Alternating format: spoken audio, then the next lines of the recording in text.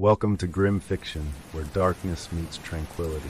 Here, we weave haunting tales set to the soothing sound of rain, perfect for those who crave a touch of the eerie to drift off to sleep. Every night, immerse yourself in new stories that blend the mysterious with the calming, transforming your nights into a journey through the shadows. Subscribe now and let the rain carry you into a world of chilling tales posted daily, just for you. The old mailbox creaked on its hinges as Margaret pulled it open, the cool morning air dampening her fingers. The box was nearly empty except for a single envelope, weathered and yellowed at the edges, as if it had been passed from hand to hand for decades. Her name was scrawled on the front in a shaky, almost childlike script: Margaret Ellis. No return address, no stamp. It was impossible to tell who had sent it or from where. Margaret frowned, turning the envelope over in her hands. She lived on the outskirts of town, where deliveries were rare and unannounced visitors even rarer. The nearest neighbor was over a mile away, and the road leading to her house was narrow and winding, often forgotten by all but the occasional delivery truck. And yet, here it was, this strange letter, fitting in her mailbox like it had every right to be there. She stepped back into the warmth of her house, the old wooden floorboards groaning under her feet. She set the envelope on the kitchen counter, staring at it as she poured herself a mug of coffee. The words on the front began to blur slightly in the steam rising from her cup. Margaret couldn't quite place the feeling that was building in her chest. It wasn't fear, not exactly, but something closer to unease, as if she were holding a message from another time, another world. The air felt heavier. Finally, she tore it open. The paper inside was as brittle as old parchment, and the handwriting was as erratic as the script on the envelope. Slanted, jagged letters that didn't quite line up, as though the writer had been trembling or in a hurry. "Margaret Ellis," it began. "You have been chosen. The line is drawn and the time is near. They will come to you first, as they always do. You must prepare. The curse is not to be undone, but it may be survived. Beware the woods, for they are the first to turn. Beware the voices, for they are not what they seem. You must not." The message stopped abruptly. A blot of black ink marred the rest of the page, as if the pen had burst. It was followed by a small, smeared fingerprint that trailed off into nothing. No signature, no explanation. Margaret stared at the letter, her pulse quickening. She turned it over, hoping for more information, but the back was blank. She set it down on the counter and took a deep breath. Her mind raced with questions. Who would send something like this? Why her of all people? And what was this nonsense about the woods and the voices? Before she could think it through, a sudden creak from the floor above froze her in place. It was faint, barely audible over the hum of the refrigerator, but it was enough. Margaret lived alone. The rumor spread fast.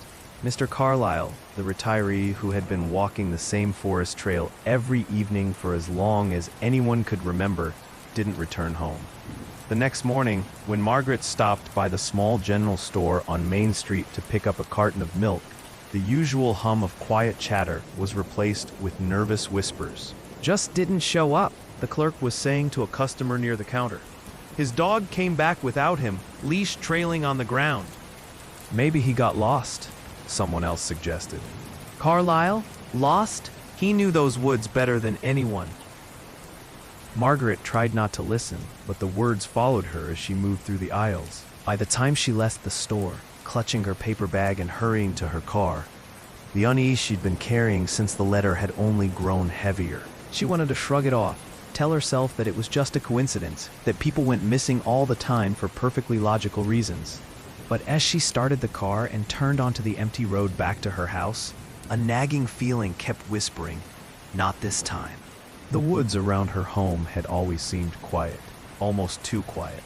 Margaret had never thought much of it. Living in a rural area came with its silences. But now, as she passed the endless stretch of trees on either side of the road, she couldn't help but feel like they were watching, as though something deeper was buried among the gnarled roots and tangled undergrowth, something patient and cold.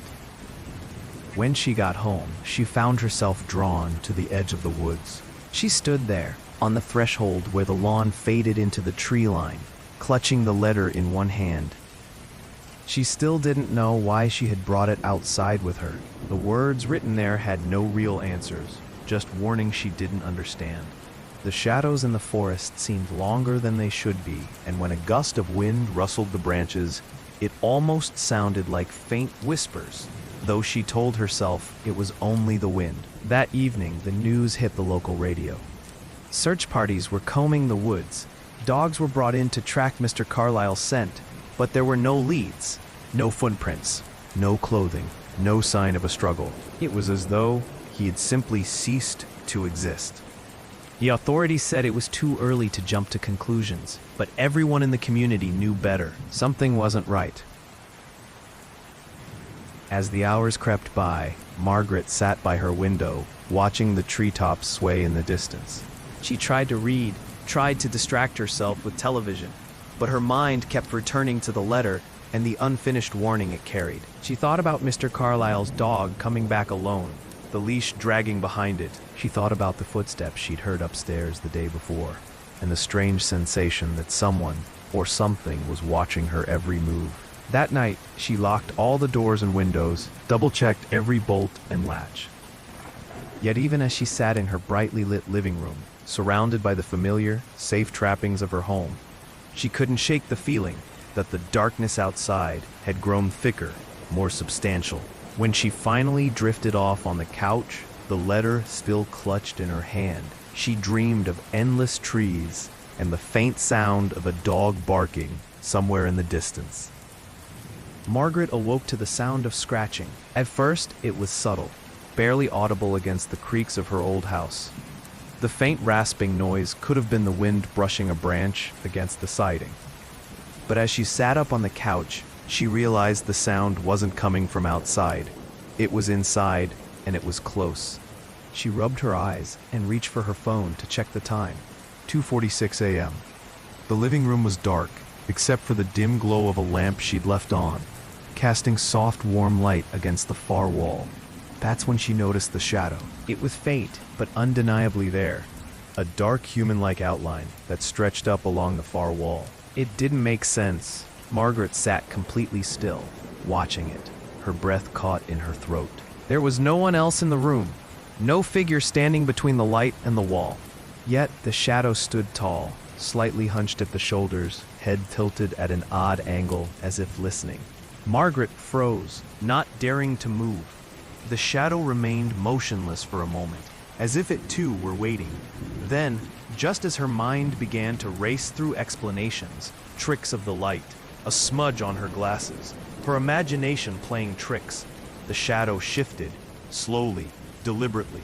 The head turned, angling as if to face her. She gasped and jumped from the couch, backing into the hallway. Her heart pounded as she fumbled for the light switch. When the overhead light flickered on, the shadow was gone. Only the empty wall remained, bare and ordinary. Margaret's first thought was to dismiss it as a waking dream. She hadn't been sleeping well since the letter arrived, and her mind was surely playing tricks on her. But as she walked back to the couch, the memory of how the shadow had moved stayed sharp and vivid. It wasn't a dream. She was sure of it. The rest of the night passed uneasily. Margaret turned every light on, double-checked every lock, and sat in the kitchen sipping tea until dawn. She told herself it was all in her head, that the stress was getting to her. But even in the sunlight of the next morning, she found herself staring at that wall, half expecting the shadow to reappear. She pushed through the day as best as she could, trying to act normal. But when night fell, and the house grew quiet again, the fear returned. She slept with the lights on, and woke several times in a cold sweat, certain she'd heard footsteps upstairs, or felt a presence hovering just out of sight. Each time she convinced herself it was nothing, a shiver still ran down her spine. It wasn't until the third night that the shadows came back. This time there was more than one. As Margaret sat on the couch, staring into the dim glow of the lamp, she noticed them emerging from the corners of the room, dark smudges that slid up the walls and pooled on the ceiling. They didn't have defined shapes, but they moved in ways that made her skin crawl, as if they were circling her, closing in. Panic seized her. She tried to stand, but her legs felt weak.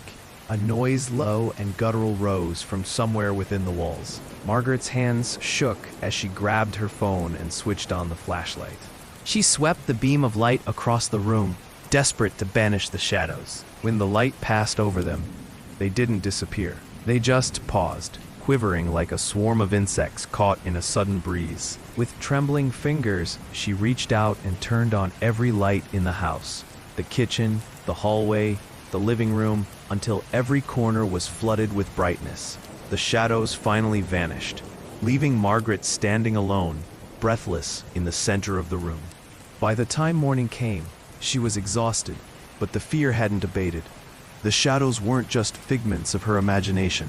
They felt intentional, as if they were watching her, testing her, and she couldn't shake the feeling that each night they were getting closer. After another sleepless night, Margaret resolved to find something, anything, that could help her make sense of the shadows and the strange occurrences that seemed to grow more ominous by the day. She'd always prided herself on being level-headed, but the rational part of her mind was losing ground to an undeniable truth. Something unexplainable was happening. It was during a half-hearted attempt to distract herself that she stumbled across the map. She had retreated to the attic on a whim, searching through boxes of forgotten mementos and old holiday decorations. The air up there was thick with dust, the floorboards covered in cobwebs, but she thought perhaps she could occupy her restless mind by organizing something mundane. In one corner, beneath a pile of brittle newspapers, Margaret found a small, cracked wooden box. She didn't recall ever seeing it before, and it didn't look like anything she'd inherited from her family. Curiosity outweighed her wariness as she pried it open, revealing a stack of yellowed papers. At the bottom of the stack was the map. It wasn't much larger than a sheet of notebook paper, but it was intricate. Inked lines traced the shape of the surrounding woods, with a precision that belied the map's apparent age. The forest paths were marked with faint symbols, and in one section deep within the trees, a small cabin was indicated. The paper itself was fragile, and the corners had begun to crumble, but the details were clear. Someone had spent a great deal of time creating it. What struck Margaret most was that her own house was on the map, marked by a simple rectangle at the forest's edge. That alone was eerie. She had never seen a document like this before, yet it included her home. And the cabin, she had never heard of any cabin in the woods. As far as she knew, those trees were untouched, stretching out for miles. No one spoke of anyone living out there, and certainly not of a cabin. She turned the map over, hoping for some kind of annotation, but there was nothing. It was just her home, the woods, and that one lonely structure hidden away in the middle of nowhere. Margaret's pulse quickened. She told herself it was probably an old hunting lodge or a forgotten ranger's cabin. Yet something about the precise way it was marked felt deliberate. And the symbols, she didn't recognize them. They were small, almost runic, scattered at seemingly random points on the map. She couldn't decipher them, but they made the entire thing feel more cryptic, more unnerving. She decided to search online for any mention of a cabin in the area. The local forums turned up nothing. No one in the nearby town had posted about hiking to a cabin, nor was there any record of one on the conservation websites. It was as if it didn't exist, except for on this strange map that had been tucked away in her attic, waiting for her to find it. The more she stared at it, the more Margaret felt that it was calling to her. The shadows in her house weren't going away. If anything, they were growing bolder each night. And then there was the letter, the warnings about the woods and the voices. What if the map was connected? What if it was trying to show her something? For the rest of the day, Margaret wrestled with the idea. By nightfall, she still hadn't made a decision. She knew the forest was the last place she should go. She knew it was foolish to consider it. But she also couldn't shake the feeling that if she didn't at least try to find the cabin, the shadows wouldn't stop. They were waiting for something tied to that place. She placed the map on her kitchen table and stared at it as the hours ticked by, shadows flickering in her peripheral vision. And she began to plan. Margaret could feel the weight of the forest pressing against her long before she stepped beneath the canopy. The map was folded carefully in her jacket pocket, and she clutched her phone tightly, using its faint signal to track her path. A deep unease settled in her chest as she passed the first few rows of towering trees. The sunlight quickly faded, swallowed by the dense branches overhead. The air here was different still, heavy, as though the forest were holding its breath. She followed the map's markings as best she could, her boots crunching against fallen leaves. Every now and then, she paused to glance around, certain she'd heard movement. It was always just a bird taking flight or the wind stirring the leaves. She told herself that anyway, even though the sounds seemed closer than they should have been.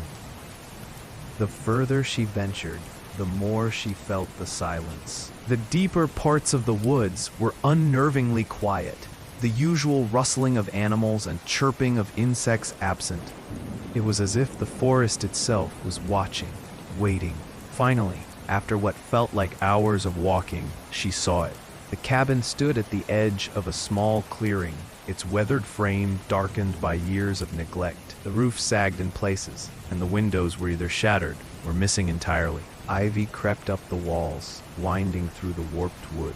If it weren't for the distinct shape and position on the map, Margaret might not have recognized it as a building at all.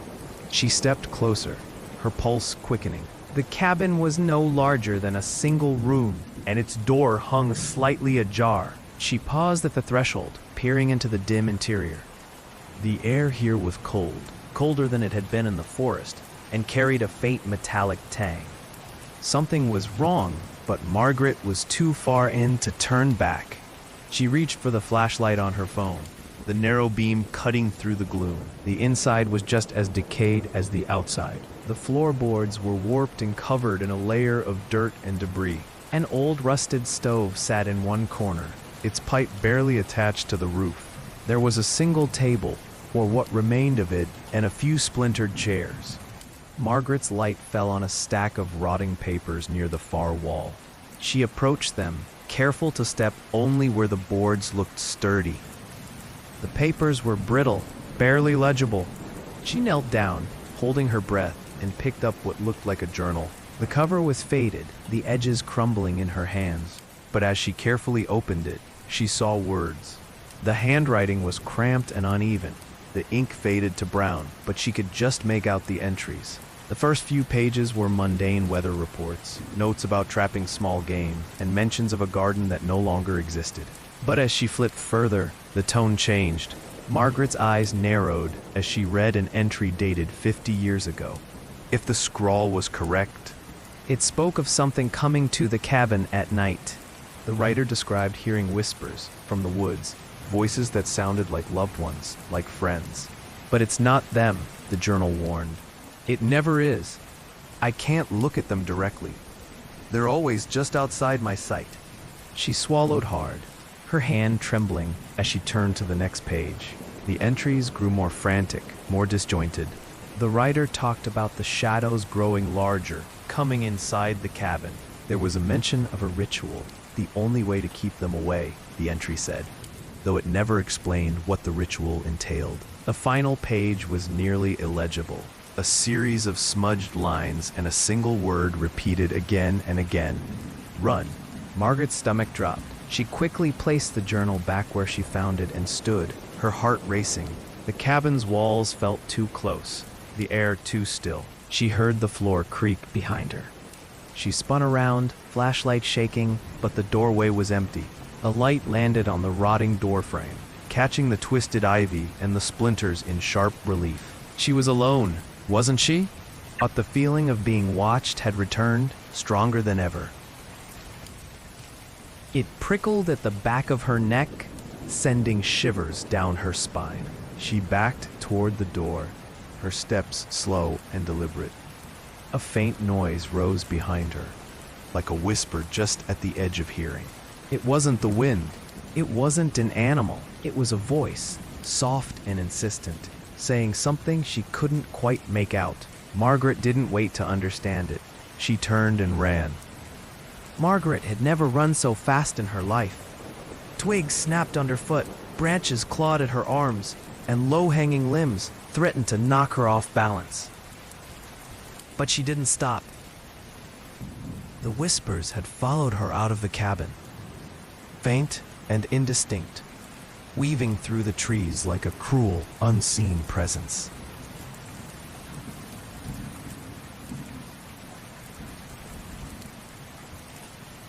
When she finally burst into the clearing near her house, she stumbled, panting, and collapsed onto the front porch steps. The cool evening air was thick with moisture, clinging to her skin as she tried to catch her breath. For a brief moment, the world was silent. No whispers, no shadows, just the heavy drum of her heartbeat in her ears. But the calm didn't last. Margaret barely had time to steady her breathing before she heard them again, faint at first, like a radio tuned to a distant station. The voices slipped around the edges of her awareness, rising and falling in a cadence that made her skin crawl. Sometimes they sounded like laughter, low and guttural, other times like sobs. She covered her ears, but it didn't help. The whispers weren't coming from outside. They were in her head, curling and coiling like smoke, impossible to pin down. She bolted inside, locking the door behind her and switching on every light in the house. The soft glow of the living room lamp and the overhead lights in the kitchen gave her some small comfort, but not much. She paced the length of the hallway, checking every window, every latch, every corner.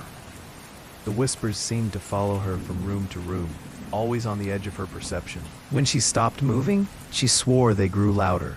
She had to do something, anything, to drown them out. Margaret turned on the television and cranked up the volume. She put on a music playlist on her phone, letting upbeat songs clash with the chatter from the TV. For a while, it seemed to work. She could barely hear the whispers over the noise. Oh, when the music shifted to a quieter track, they crept back in, hissing, murmuring. No matter how loud the distractions, they never fully disappeared. That night, she tried to sleep with headphones on, blasting white noise.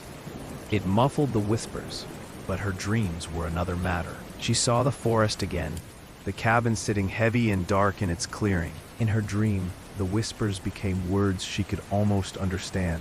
They spoke of her, directly to her. They knew her name, her fears. "Margaret," they said, "you can't run, you can't hide." She woke, drenched in sweat, the sound of her name still ringing in her ears. Over the next few days, the whispers grew bolder. Margaret would catch snatches of phrases. "Why did you go?" Or "It's too late now." And they would vanish before she could fully grasp them.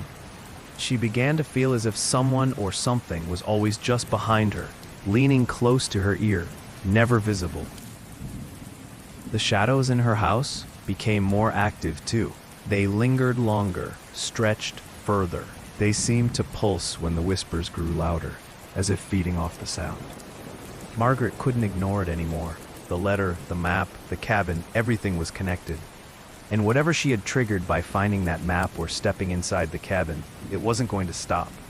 She knew she had to figure out what the whispers wanted, what the shadows were waiting for, before they consumed her completely. Margaret hadn't intended to visit Beth that morning. She hadn't intended to see anyone, really. But after another sleepless night, haunted by whispers and shadows, she felt an overwhelming urge to get out of her house, to see a friendly face, to feel normal, if only for an hour. Beth lived on the other side of town, in a neat little cottage with flower boxes under the windows. The smell of baking bread greeted Margaret when she arrived. Beth was always cooking, always making her home feel warm and inviting.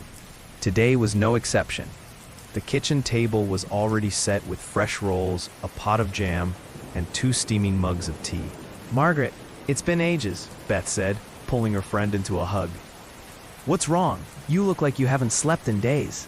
Margaret hesitated, then gave a shaky laugh. "You're not wrong. It's just things have been weird lately." Beth arched an eyebrow as they sat down at the table. "Weird how? Did something happen at the house?" Margaret picked at a roll, unsure of how much to say. She wanted to spill everything, the letter, the shadows, the map.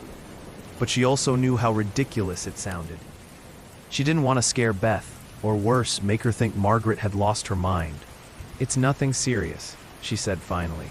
"Just strange noises, you know, old house stuff." I'll figure it out. Beth nodded, but her eyes were full of concern. You know, if you need a break, you can always stay here for a few nights. Just say the word. Margaret smiled, grateful for the offer, but knowing it wouldn't help. The whispers weren't tied to the house, they were tied to her. Thanks, Beth. I'll keep that in mind. They talked for a while longer, mostly about trivial things. The weather, local gossip, a new cafe opening in town. Margaret almost felt normal again by the time she left. The drive home was quiet, the late morning sun streaming through the trees. For a brief moment, she believed she'd turned a corner. Maybe the worst was over. But that night, the whispers came back with a vengeance. They started faint, as they always did, but quickly grew louder, more insistent. Margaret tried every trick she knew, blasting music, leaving all the lights on, but nothing drowned them out. They surrounded her, pressing in on all sides, repeating her name over and over. She didn't sleep at all, and in the morning, as she stumbled into the kitchen to make coffee, the phone rang. Her hands trembled as she picked it up. Beth's name flashed on the screen. Margaret? Beth's voice was strained, barely a whisper. Something happened. It's Carlisle's dog. Margaret's heart stopped. What about it? They found it. In the woods. Dead. Beth's voice broke. It wasn't just dead, Margaret. It was torn apart, like something attacked it. Margaret sank into a chair, the phone cold against her ear. Carlisle's dog had come back the night the man vanished. It had been unharmed, just dragging its leash. But now it was dead, killed by something vicious. Her stomach churned. Could it be the same thing that was tormenting her? Had the whispers and shadows followed Carlisle into the woods, just as they had followed her? Beth continued, her words a blur. The police don't know what to make of it. They're saying maybe it was a wolf or a mountain lion, but we haven't had anything like that around here in years. Margaret barely heard her. All she could think of was the journal in the cabin, the warnings about the voices, about what happened when they came too close. Her pulse quickened. She gripped the phone tighter. Beth, listen to me. Don't go near the woods. Don't let anyone you care about go near them. Stay inside. Keep your doors locked. What? Margaret, what's going on? I can't explain it right now, but promise me. Promise me you'll stay away from the woods. There was a long pause. Finally, Beth said, Okay, I promise. They hung up, and Margaret set the phone down, her mind racing. Carlisle had vanished. His dog had been slaughtered. The whispers weren't just harmless noises. They were the warning of something darker, something that could kill. She had no idea how to stop it, but she knew one thing. It was only the beginning. Margaret began seeing things, or rather, feeling them. It started the day after the dog's death was reported. At first, it was subtle. She'd catch herself glancing over her shoulder, as if someone were standing just behind her, only to find the room empty. The sensation wasn't constant, but when it hit, it was almost unbearable.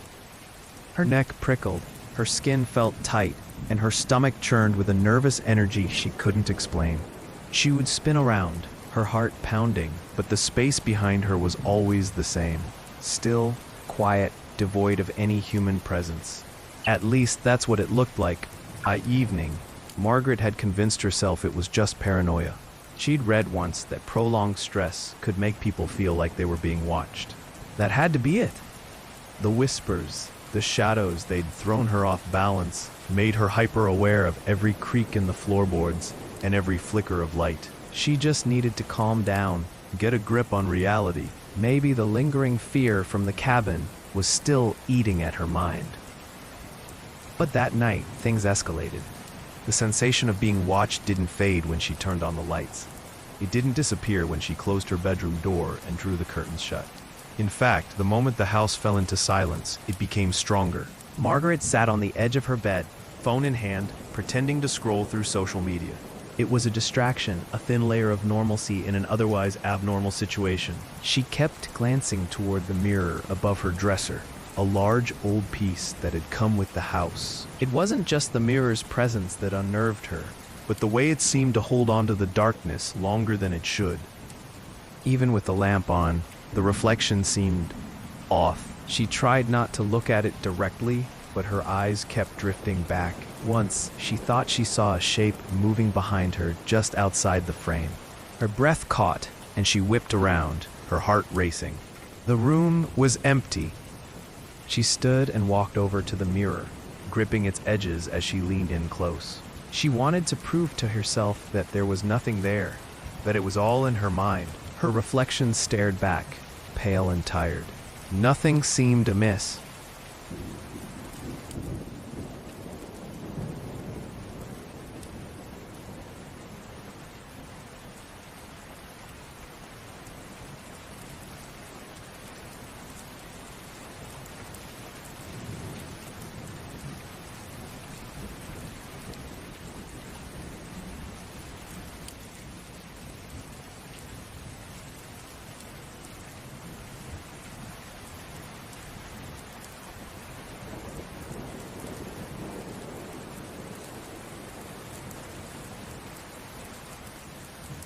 Then she saw it. Just for a split second, something flickered behind her shoulder. Not a shadow this time, but the faint suggestion of a face.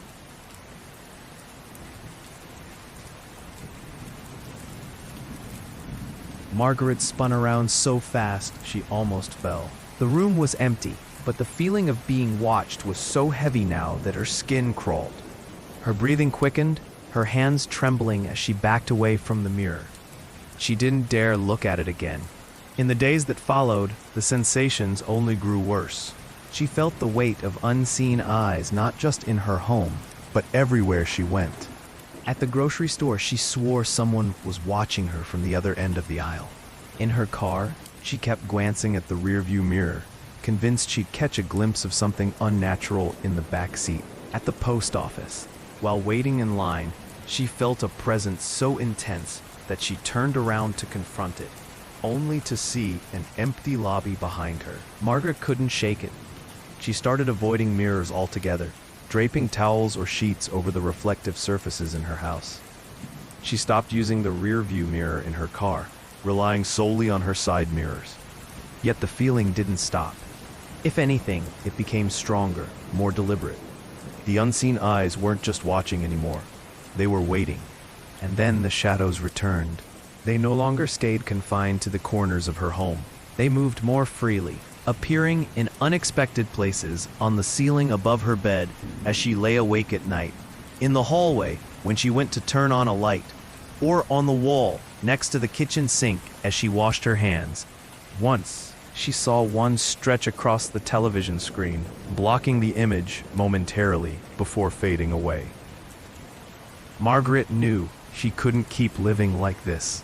Whatever had been unleashed, whatever she had drawn to her by visiting the cabin and finding the map, it wasn't going to let her go. The unseen eyes were more than just a feeling now. They were a presence, something real and relentless. And she didn't know how much longer she could stand being watched by something she couldn't see. Margaret had heard rumors about the old church long before she ever saw it. It sat on the farthest edge of town, long abandoned and overgrown.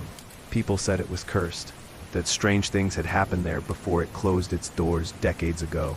The congregation had supposedly vanished overnight, their homes left untouched, their belongings still neatly arranged. There were whispers of a fire that never actually burned anything, of voices heard chanting in the empty pews late at night. No one ever went near it, not even teenagers looking for a scare.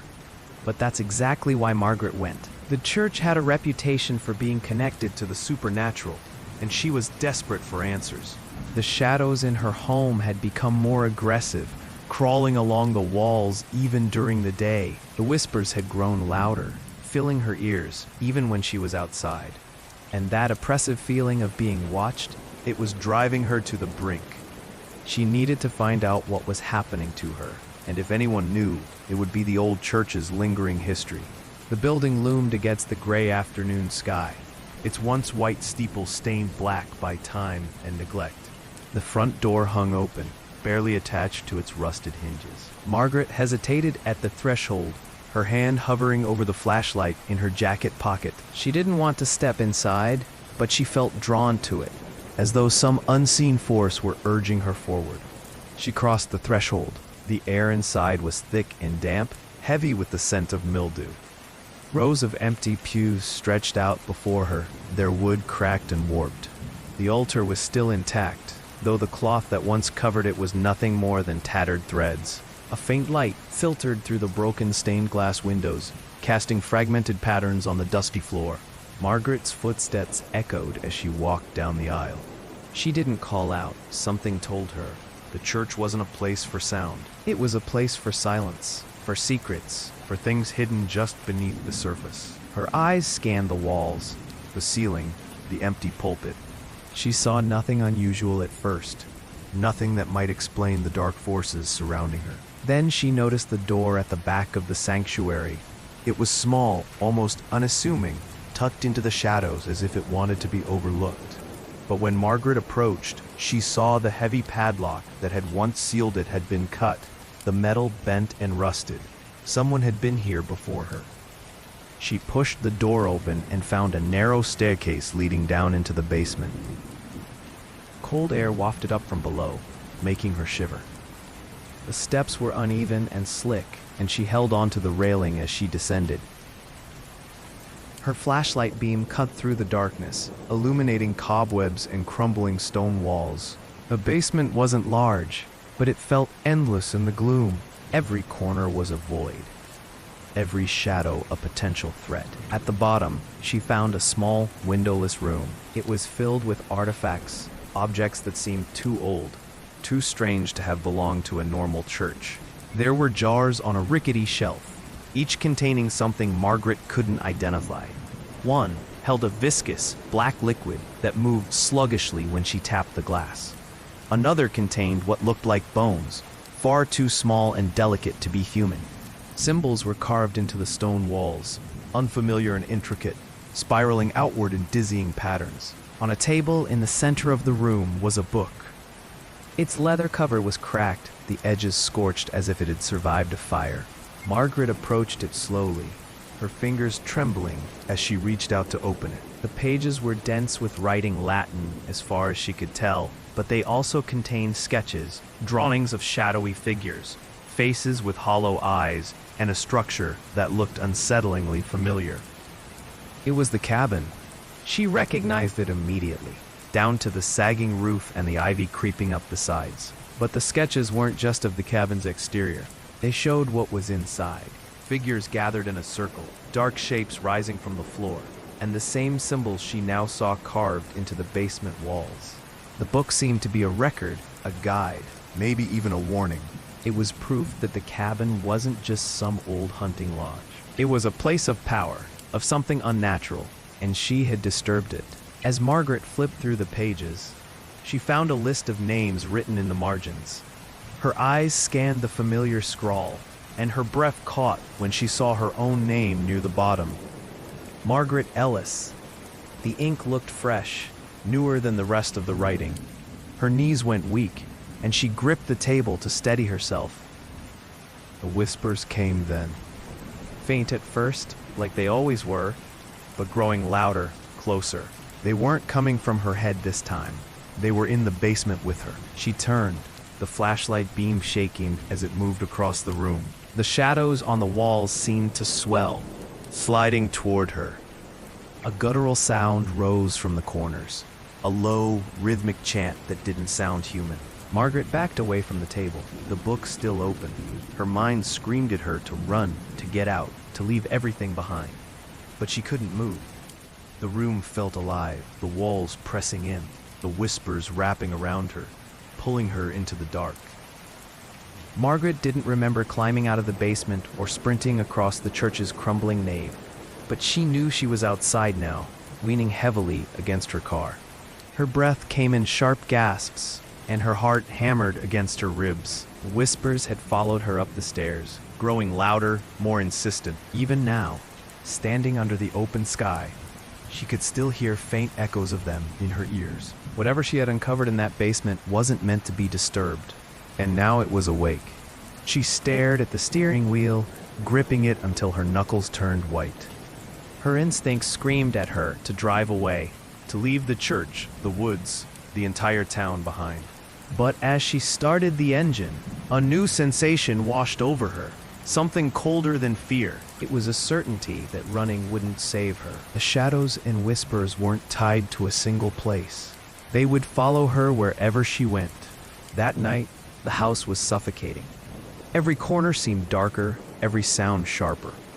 The shadows no longer lingered at the edges of the room. They hovered in her peripheral vision, waiting. The whispers were no longer faint murmurs. They were clear now, speaking words she could almost understand. Words that felt like commands. When she finally fell into a restless sleep, the dream was vivid. She found herself standing in a wide, empty field beneath a slate-gray sky. In the distance, a figure emerged. It moved slowly, almost gliding, draped in a long black cloak that rippled as if caught in a wind Margaret couldn't feel.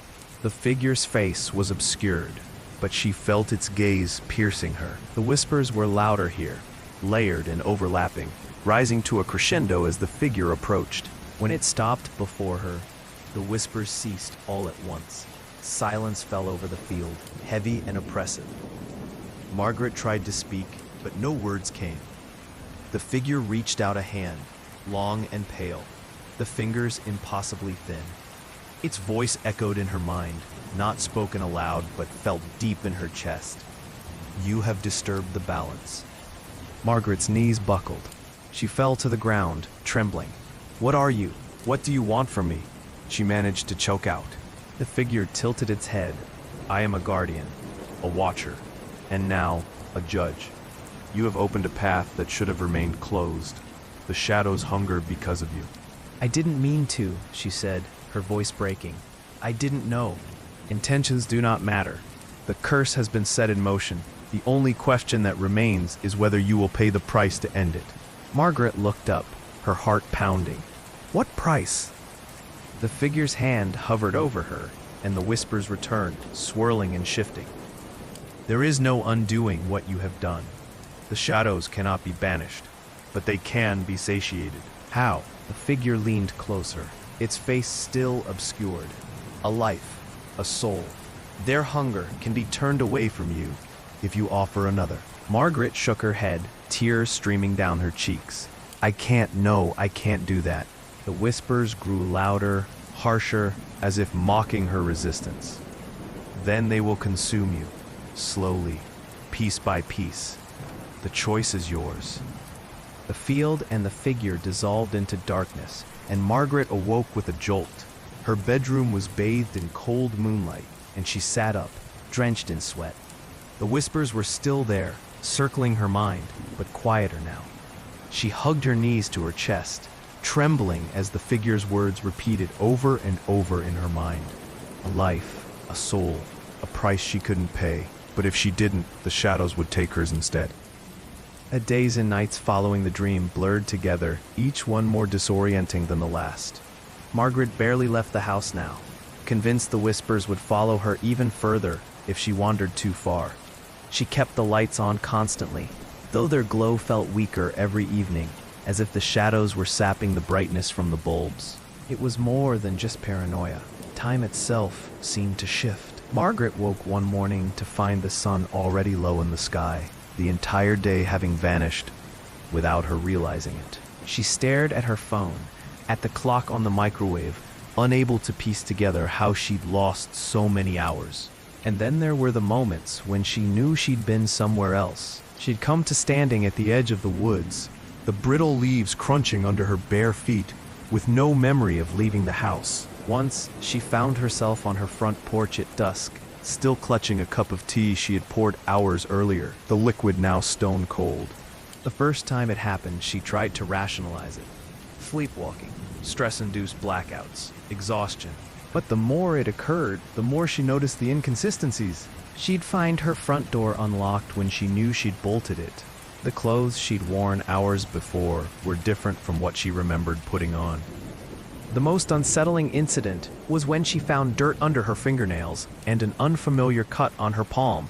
It looked like she had been gripping something sharp, but she had no recollection of holding anything. Her friends started calling, their concern growing as Margaret became harder to reach. Beth left her multiple voicemails, her voice tense and worried. "Margaret, please call me back. We haven't seen you in days. I don't know what's going on, but I'm worried. Just please let me know you're okay." Margaret never returned the calls. How could she explain something she didn't even understand herself? The only thing she knew was that she was losing time and losing herself. The whispers weren't just external now. They were inside her head, filling her thoughts, growing louder and more frequent. Sometimes they overlapped with her own voice, as if they were guiding her speech. She'd find herself saying things she didn't mean, words slipping out before she even realized she was speaking. Once, while staring out the kitchen window, she whispered, "They're watching," and the sound of her own voice startled her. She hadn't meant to say it. It felt like someone else had pushed the words out of her throat. Another time, she caught herself writing something on a scrap of paper, a string of symbols she didn't recognize, her hand moving almost independently. When she tried to translate them or find their origin online, she came up empty. But deep down, she felt that they meant something. As the days passed, Margaret became more and more certain that the shadows and whispers weren't just haunting her. They were changing her.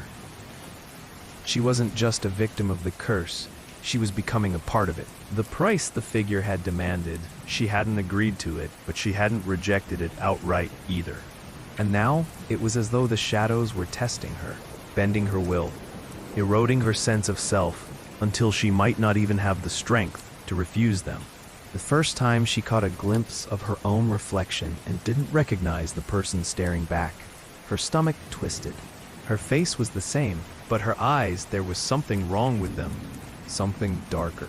She thought it might be the light, the shadows playing tricks, but the next time she looked, it happened again.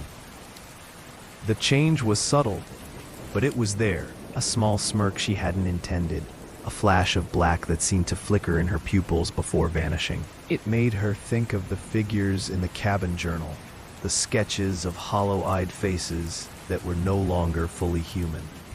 Margaret began to fear sleep. She feared her own reflection, but most of all, she feared the...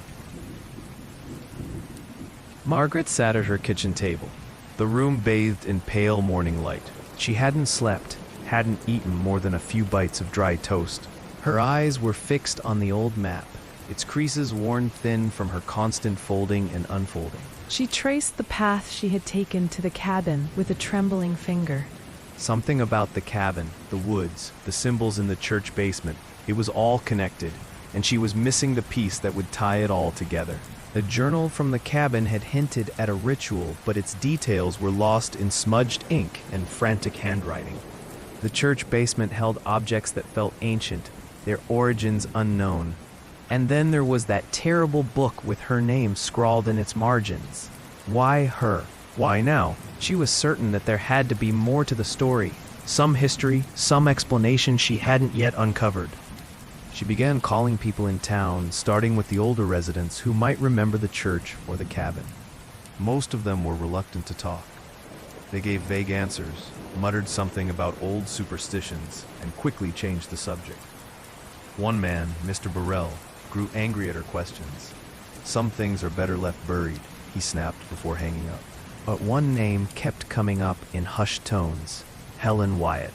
Margaret had never heard of her, but after a few more phone calls, she pieced together that Helen had once been a local historian.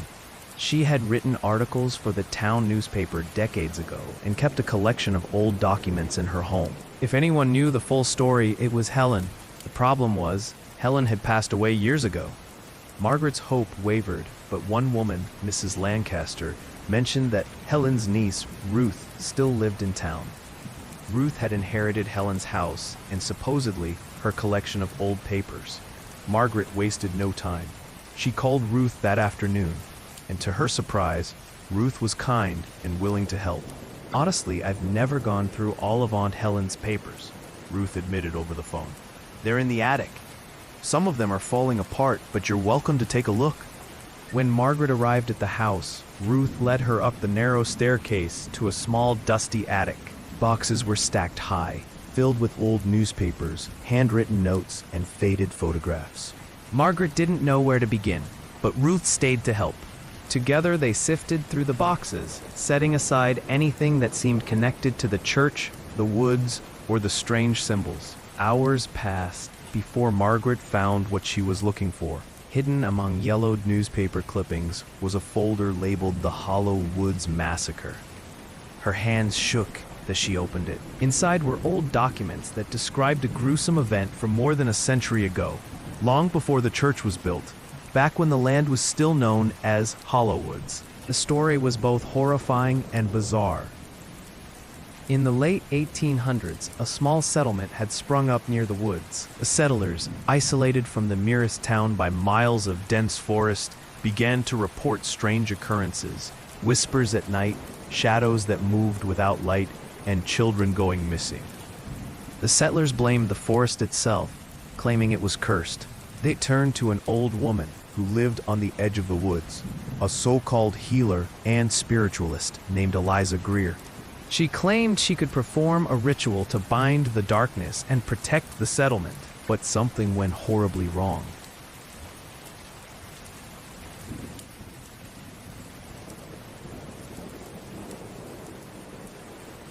Margaret read on, her mouth dry. The ritual had involved fire, blood, and the placement of strange carvings around the woods. When it was over, the settlers thought they were safe. The whispers stopped. The shadows faded, but a few months later, the settlers began to die. Their bodies were found mutilated, their faces frozen in terror. The journalistic account described it as a massacre perpetrated by an unknown force. The settlement was abandoned shortly after, its buildings left to rot, and the woods gained their reputation as a place to be avoided. The church, it turned out, had been built decades later by a group of devout families who wanted to purify the land. They knew of the settlement's dark history and thought their faith would keep them safe. But Helen's notes were clear. The church had failed. Its congregation dwindled as members vanished or fell into madness. By the mid-1900s, the church had closed its doors, its attempts to fight the darkness ultimately futile. Margaret sat back, her head spinning. The curse wasn't just a personal burden, it was part of the land itself. The whispers and shadows were older than anyone alive, tied to something that had been disturbed long ago. And she had walked right into it. By stepping into the cabin, by reading the journal, she had reopened a wound that had never truly healed. She thought about the figure from her dream, the so-called guardian that had offered her a bargain. Perhaps it hadn't been a demon or a malevolent spirit, but rather something ancient and bound to the land, trying to keep the balance. A guardian that would demand a terrible price to silence the shadows again. Margaret's hands trembled as she packed up the folder. She thanked Ruth and drove home, her mind racing. She finally had the answer she'd been seeking. But knowing the truth wasn't comforting, it was terrifying, because now she understood exactly how deep the curse ran and what it would take to stop it. Margaret didn't sleep that night. She sat at the kitchen table with a mug of untouched coffee, her thoughts spiraling into darker and darker places. The truth was clear. She was in way over her head.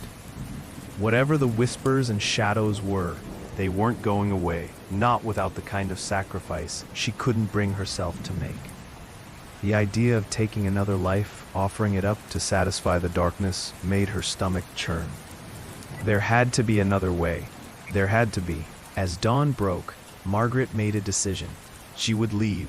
She would pack up her car and drive until she couldn't hear the whispers anymore. Maybe distance would weaken their hold on her. Maybe she could outrun the shadows and start over somewhere far, far away. She spent the morning throwing her belongings into duffel bags and suitcases. Essentials only: clothes, a few toiletries, some cash she had stashed in the back of a drawer. She left most of her furniture and sentimental items behind, unable to stomach the thought of taking them with her. By noon, the car was packed, and she stood in the driveway staring at the house she had called home for so many years. The place looked ordinary in the bright sunlight, the shutters still a cheerful blue, the garden beds overgrown but familiar. And yet, it felt as though the house itself was watching her, waiting for her to come back inside. Margaret shook her head, forcing herself to turn away. She climbed into the driver's seat, started the engine, and pulled out onto the long gravel drive that led to the main road. Her heart raced as she reached the end of the driveway. For a moment, she thought she might actually be free. The whispers seemed fainter, the shadows less oppressive. She felt her shoulders relax for the first time in weeks. But then, the road stretched on longer than it should have. The dense forest on either side seemed endless. Margaret glanced at her phone's GPS, but it wasn't working. The signal had vanished, the screen showing nothing but a spinning wheel and a searching for service message. She frowned and checked the gas gauge. It hadn't moved at all. Despite her driven for nearly half an hour, her stomach twisted. Something was wrong. Margaret drove for another 20 minutes, then another 30. The road never changed. The trees remained the same. She didn't pass any landmarks, any signs, or any other cars. The sunlight didn't shift, hanging at the same angle in the sky. It was as if she were driving in place. Finally, panic overtook her. She stopped the car and stepped out, her shoes crunching on gravel. The air was too still, too quiet. She turned in a slow circle, the hair on the back of her neck standing on end. "This can't be real," she whispered, her voice trembling. "I'm not stuck here. I can't be." She got back in the car and turned around, heading back the way she'd come. Maybe she had taken a wrong turn, or maybe the GPS was just glitching. But as she drove back toward what she thought was her house, the scenery didn't change. The road remained eerily familiar, the same gnarled trees and sagging branches forming an endless tunnel of green. Her fingers gripped the steering wheel tighter, and tears pricked her eyes. Then, as suddenly as it started, the car rolled to a stop. Margaret slammed her foot on the gas. But the engine sputtered and refused to respond. She twisted the key in the ignition, but the car wouldn't start again. The gas gauge still showed half a tank, yet the engine was dead. Margaret stepped out, looking down the road. In the distance, she saw a shadowy figure. It stood motionless, indistinct, but unmistakably there. Her blood ran cold. She backed up against the car, her heart thudding so loudly she thought it might burst. The figure didn't move. It simply stood, watching. Without thinking, Margaret grabbed her bag from the car and started walking, trying to get as far away as possible. But no matter how fast she moved, the trees looked the same. The road never curved, never shifted. Her steps grew frantic, her breath coming in short gasps. She turned a corner. When had there been a corner? And suddenly, there it was, her house. She was back where she started. "No," she whispered, dropping her bag. She stumbled forward, staring at the familiar blue shutters and the overgrown garden beds. The air around her grew heavier, the oppressive feeling of the shadows returning in full force.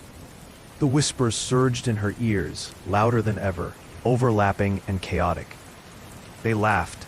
They mocked her. The realization hit her like a punch to the gut. She couldn't leave. The whispers, the shadows, they weren't confined to the house. They weren't even confined to the woods. They were a part of her now, or she was a part of them.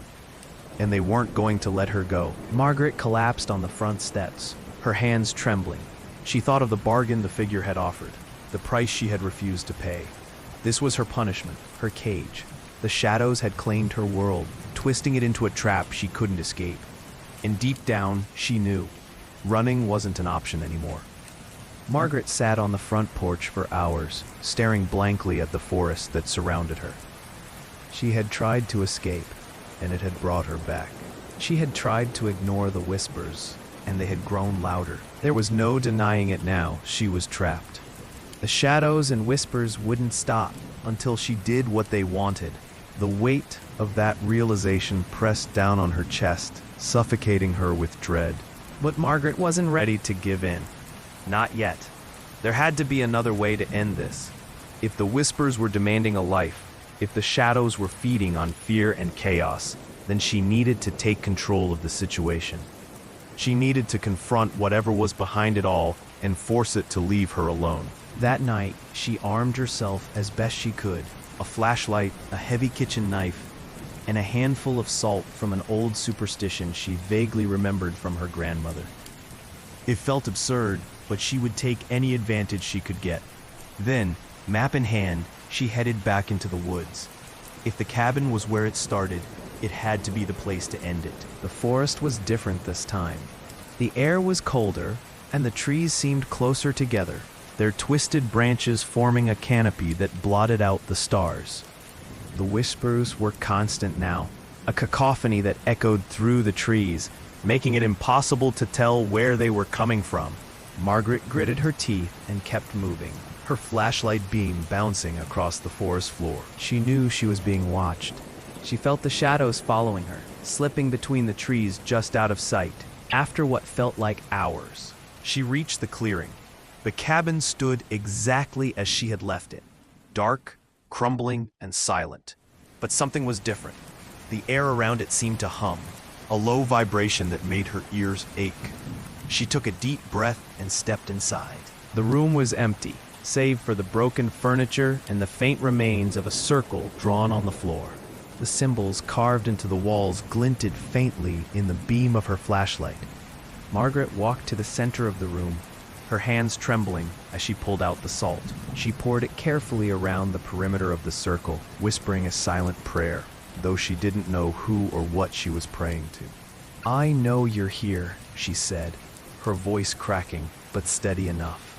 "I'm done running. Show yourself." The room grew colder. The shadows on the walls deepened, coalescing into darker, more defined shapes. They stretched and twisted, forming a single figure at the far side of the room. It was the guardian from her dream. It stood silently, its long, pale fingers clasped in front of it. The hood obscured its face, but Margaret felt its gaze pierce her. "You returned," it said, its voice low and echoing. "Why?" Margaret steadied herself, gripping the knife tightly. "Because I'm not giving you anyone else. I'm not paying your price." The figure tilted its head. "And what do you hope to achieve by refusing? The shadows will consume you. You cannot fight what you have called." Margaret raised the knife, though it felt pitiful against the presence in front of her. "You said I opened the path. I disturbed the balance. Fine. Tell me how to fix it without sacrificing someone else." The guardian was silent for a long moment. Then it stepped forward, and the shadows in the room seemed to shift, pressing against Margaret's skin like a physical weight. "You cannot undo what has been done. The curse binds this place and all who enter it, to the hunger that lies beneath. The whispers come for life, for fear. Without them, the curse cannot sustain itself." Margaret clenched her jaw. "So I'm just supposed to hand over a life? That's it?" The figure's head dipped slightly. "A life to break the cycle, to appease the hunger." Margaret's thoughts raced. If the curse fed on fear, on the lives it claimed, then maybe, just maybe, she could starve it. She lowered the knife slightly, her mind forming a desperate plan. "What if I don't give you anything? What if I stay here, face whatever comes, and refuse to give you what you want?" The guardian's hooded face tilted, as if considering her words. "You would endure their torment indefinitely? They will tear you apart, piece by piece, until nothing remains." Margaret's voice was stronger now, fueled by a spark of defiance. "If that's what it takes, but I won't give you anyone else. I won't let this continue." The shadows surged around the guardian, their edges flickering like flames. The whispers grew louder, almost deafening. The figure didn't move, but the force of its presence pressed against Margaret's mind, testing her resolve. "You will suffer," it said. "You will be devoured slowly." Margaret stepped closer, the knife still in her hand. "Then so be it. I'll take that over becoming a monster." For a moment, the shadows seemed to hesitate, wavering in their intensity. The room grew colder still, the air heavy with something unspoken. The guardian regarded her silently, and Margaret felt the weight of her choice settle over her. "Very well," it said finally. "We shall see if you have the strength to endure." The shadows retreated slightly, pooling back into the corners of the room. The figure began to dissolve into the darkness, its final words hanging in the air. "They will come for you, and they will not stop." Margaret stood alone in the cabin, the air still humming faintly. She let out a shaky breath, unsure if she had won anything at all. The whispers were quieter now, though she knew they hadn't gone away. They never would. But for now, she had made her choice, and she would live with whatever came next. It was just past dawn when Margaret stepped out of the cabin and into the clearing. The sky was overcast, a dull gray that seemed to press down on the forest. She breathed in the cold air, trying to steady herself. The encounter with the Guardian had left her shaken, but it was over. For now, at least. The walk home was slow and deliberate. The forest felt different, though she couldn't say why. The shadows still flickered at the edges of her vision, and the whispers still lingered, but they seemed subdued, almost distant. She couldn't tell if they were truly fading, or if she had simply become numb to them. Either way, she knew better than to let her guard down. The deal she had made, or rather, the refusal to make one, was not a solution. It was a standstill. She had chosen to defy the curse, but that didn't mean it would simply leave her alone.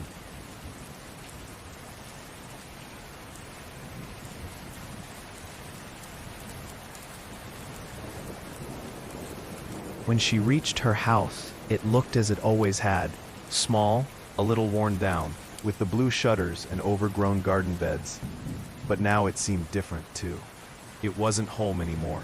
It was the place where it had all started, and it would always carry that weight. Margaret stepped inside and closed the door behind her. The silence was unnerving, not because it was filled with whispers or the feeling of being watched, but because it felt temporary. She knew that the shadows hadn't given up. They would wait, watching her every move, slipping closer with every passing night. But for now, they kept their distance, and she clung to that small reprieve. The following weeks were a strange limbo. Margaret went through her days like a ghost. She spoke to no one, ignored the messages from her friends, and avoided the rest of the town entirely. She didn't want to explain what had happened. How could she? There was no way to make anyone understand the things she had seen, the choices she had made. This was her burden, and she would carry it alone. She stopped looking in mirrors, stopped turning on the television or radio. Anything that might reflect or amplify the whispers was avoided at all costs. Her world became smaller and smaller. She stayed in her house during the day and only ventured out at night when the forest was still. She told herself she was staying vigilant, watching for signs that the shadows were creeping closer, but deep down she knew she was just waiting for the next strike. The waiting was its own kind of torment. Then came the dream. It wasn't like the others. It didn't take place in the gray field or the darkened church. Instead, she found herself standing on the edge of a cliff, staring out at a vast, swirling void.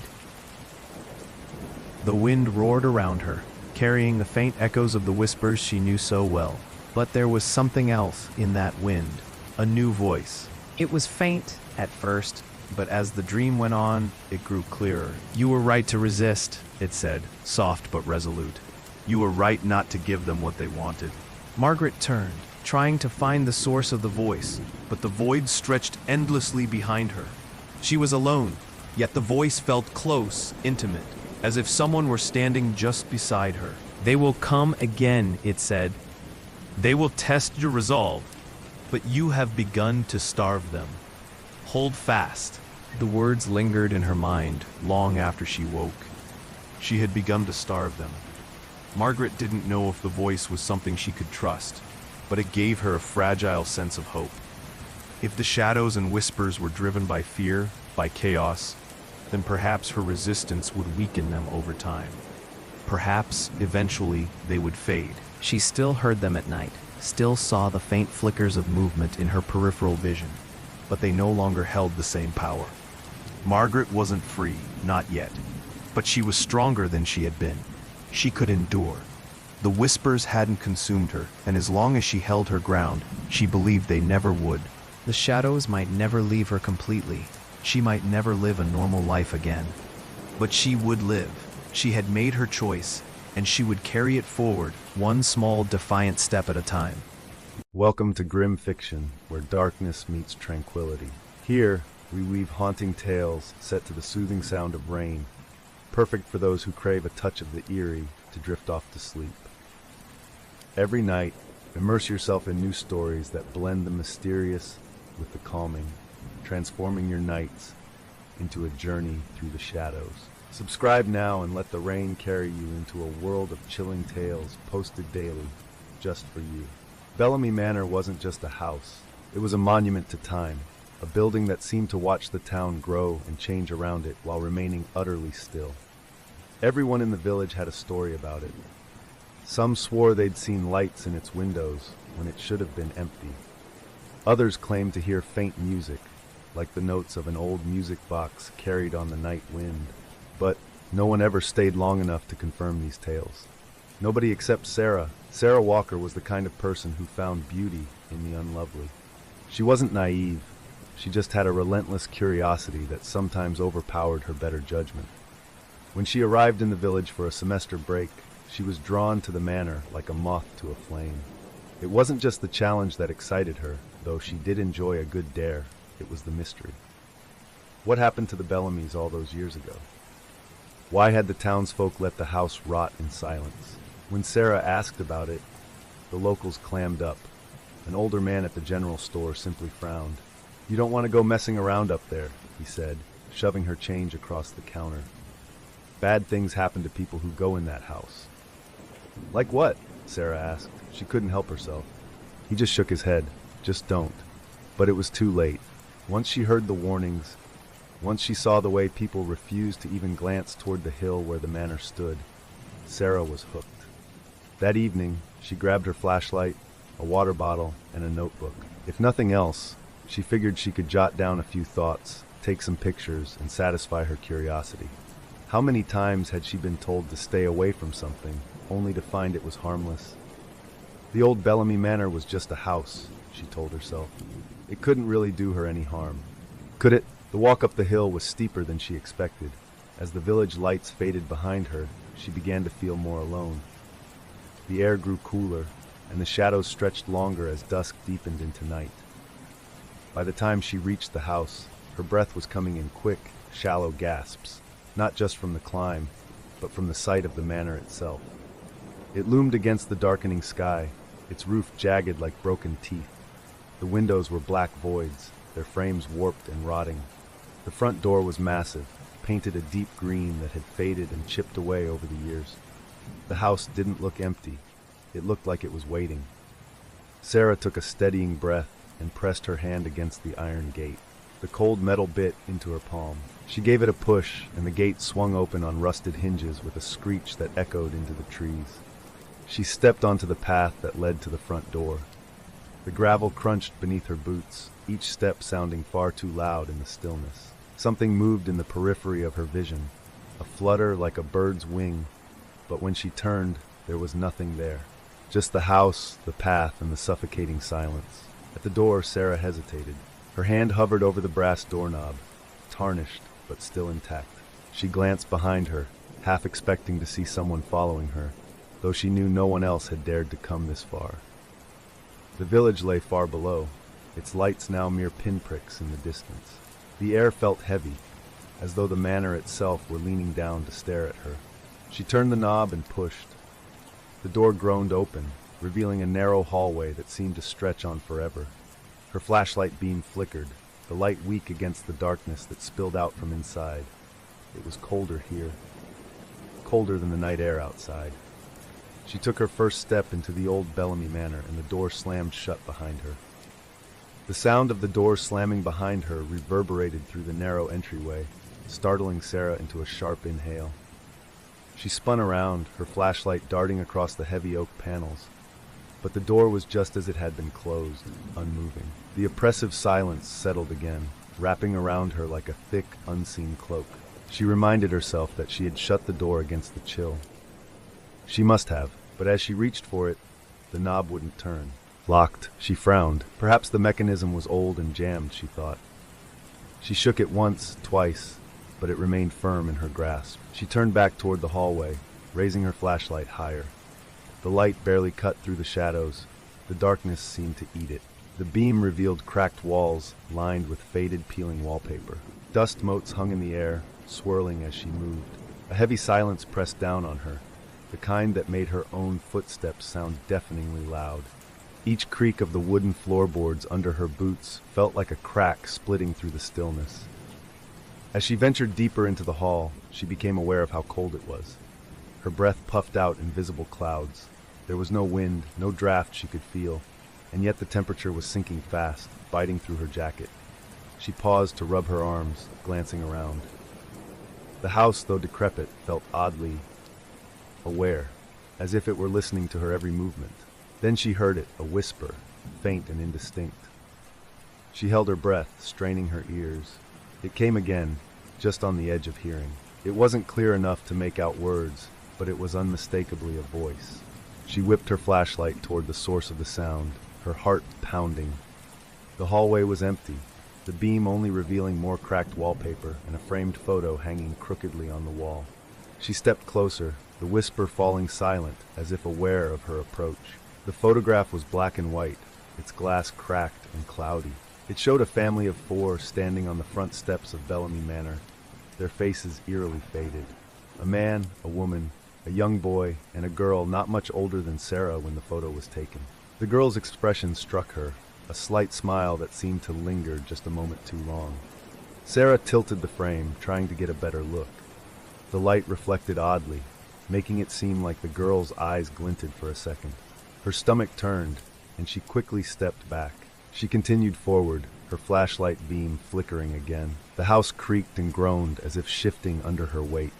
The walls were lined with closed doors, their paint peeling in long, curling strips. She reached for one door, pausing before twisting the handle. Inside was a sitting room filled with covered furniture. Dusty white sheets draped chairs, a couch, and a small table. The only uncovered object was a porcelain doll sitting upright on the mantel. Its once rosy cheeks were now cracked and faded, its glassy eyes staring forward with an intensity that made her uneasy. Another whisper sounded, louder this time, and Sarah spun toward the hall. She swung her flashlight wildly. Nothing. Only the hollow groans of the house settling around her. The whisper returned, closer, as if someone were just behind her, breathing against her neck. She whirled again, her heart hammering. "Who's there?" she called out, her voice trembling. No answer. The air seemed heavier, the walls closer. She felt like she was being watched, like 1,000 unseen eyes were fixed on her every move. She forced herself to take a steadying breath and focused on the sound of her boots on the floorboards, pushing away the whispers that now seemed to echo from every corner. But something was wrong. The hallway ahead looked different. The door she'd entered through was no longer visible, as if the house had shifted itself. She swore she had only taken a few steps past the sitting room, but now the hall stretched impossibly long, the light from her flashlight unable to reach the end. Sarah turned to look behind her, expecting to see the sitting room doorway, but the hall was empty in that direction as well. It was as if the house had swallowed the rooms she had passed through. Her chest tightened, her breathing quickened. She gripped her flashlight tighter and took a few steps forward. The whisper came again, clearer now, just ahead. It didn't sound like a single voice anymore. It sounded like many voices layered together, calling her name in a low, rhythmic chant.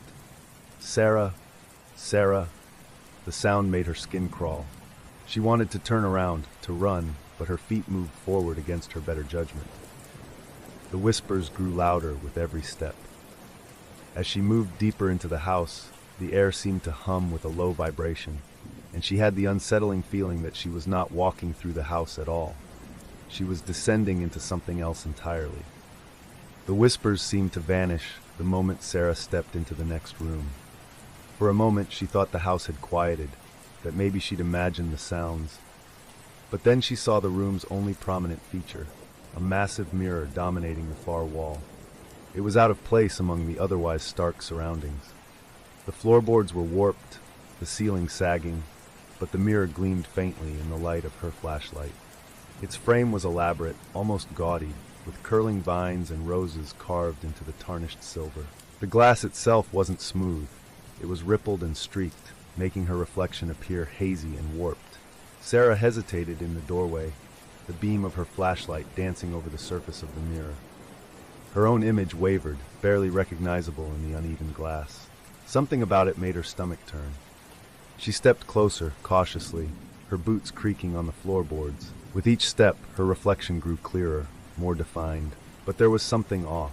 Her eyes. In the mirror, her eyes seemed slightly wider, her pupils darker than they should have been. She blinked and felt her eyes close. Her reflection, however, did not blink. It stared back at her, unflinching. A chill ran down Sarah's spine. She reached up to rub her own face, and the reflection mimicked her, but a fraction of a second too late, as though it were trying to keep up rather than following her movements naturally. She lowered her hand and stepped back, her flashlight shaking as unease began to spread through her body. She turned away, her heart pounding. Maybe it was just the uneven glass. Maybe the mirror was warped enough to create strange illusions. But before she could leave, her reflection moved again. She hadn't turned around, hadn't glanced back at the mirror, but she caught the movement from the corner of her eye. Her reflection tilted its head to one side. Slowly, intentionally, Sarah froze in place, her skin prickling. She forced herself to look back. The reflection was smiling. Her own face stared back at her with a grin she had not made. It wasn't a friendly smile. It was too wide, too forced, and it didn't reach her reflection's eyes. The figure tilted its head again, this time the other way, as if it were studying her. Sarah stepped back again, her legs unsteady, and the reflection didn't follow.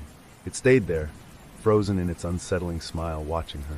"Hello," Sarah's voice wavered. The words sounded too loud, echoing off the empty walls. The reflection's grin widened further. Her stomach churned, and she took another step back. Then she noticed something else in the mirror, something moving behind her reflection.